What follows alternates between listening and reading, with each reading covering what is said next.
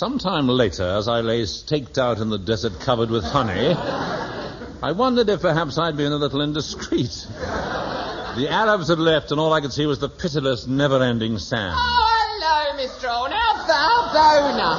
Oh, Bona to Vardy, a jolly old E. Oh, get back to the end of the show. Oh, sorry, I spoke. Here, before you go, untie me. He did, and I staggered back, hungry, tired, and cold, and covered with honey, to the Legion semi-detached Bijou residence. Yes? You have failed the Legion, Nigel. I have my orders here. You are to be flogged within an inch of your... Well? I can't read the last word. I'll have to use my own initiative. And he flogged me to within an inch of his own initiative. That decided me, even though I'd joined the Legion to forget, I could take no more. And the next day, after I'd lunched, I deserted.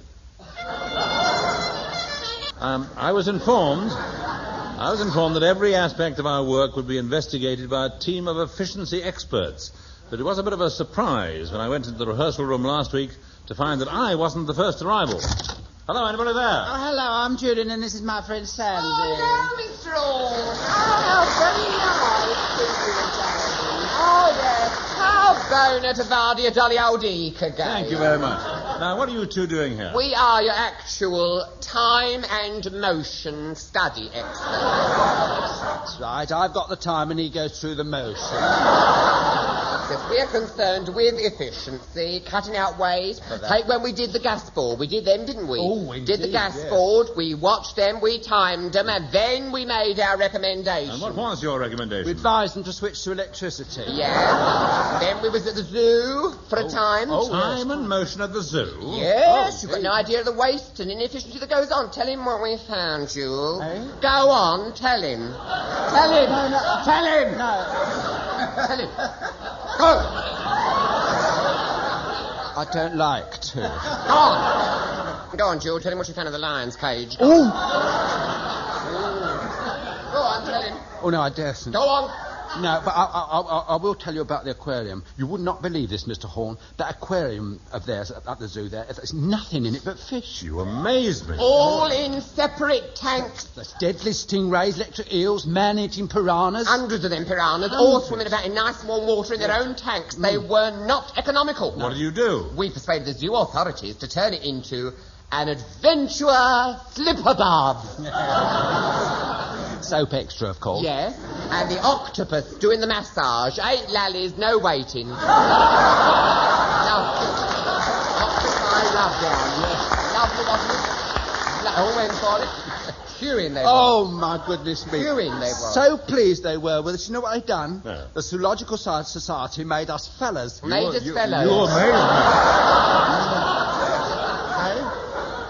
Now, tell me, what made you go into the time and motion study business in the first place? It's not easy to talk about. Go on, tell him. Well, it all started one night, when I was in the all-night laundrette. Laundrette. I used to go up there of a Friday because you get a nice class of person in there of a Friday. Quite a nice little clique there was of us. Gordon used to go in there. Yes.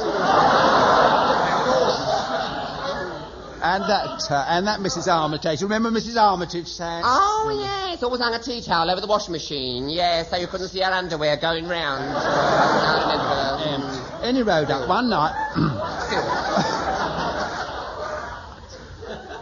Go on. Any road up.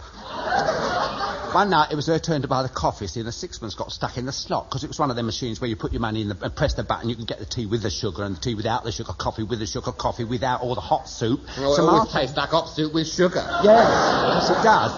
So I was saying, her sixpence got stuck, and Jock was banging the machine, and I was trying to get it out with a bent hairpin. Yes, bent hairpin. His locks cascaded down. Cascaded down. Oh, lovely sight. Truly Bona. I remember that scene. I remember that scene vivid. Anyway, I digress. But then... See, the manageress, she mistook what was going on and she called the police. And by the time all the misunderstandings were sorted out, he was prostrate. Yeah. Now, what has this got to do with time and motion study? Well, nothing really, but I have been dying to tell somebody. Yes, you'll sleep better now it's out. Yes, I will, that's yes. true. Now then... Oh, yes, thank you. Yes, now where were we? Oh, yes, efficiency. Get out your clipboard, Joe. Get out your clipboard. Eh? Get it out, your clipboard. Oh, yes. Of And course, we'll right. analyse Round the Horne. Yes, right. Now, as to cast... Well, there's Betty Marsden, Hugh Paddock, and Kenneth Williams. Rather a lot, isn't it? Well- Just a 1.5-hour show. Couldn't you cut down there?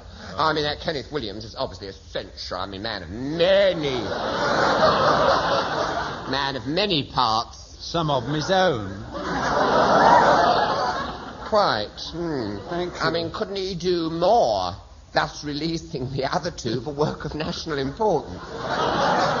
Quite impossible. I think you should hang on to that Hugh Paddock. I'm not besotted with the idea.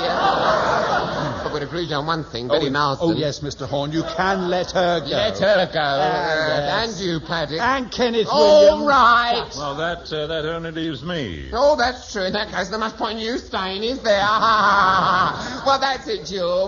That's what we'll say on our report. Come on, we've still got to do Simon D. Yes, and not before time. Rather you...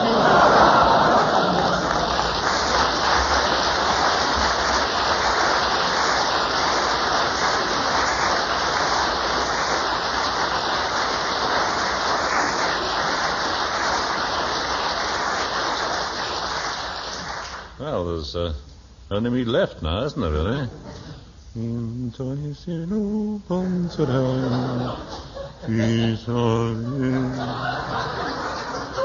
There was a young man of Madras who made a French horn out of brass.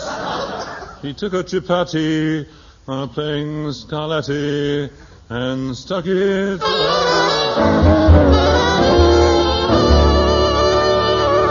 on the chandelier.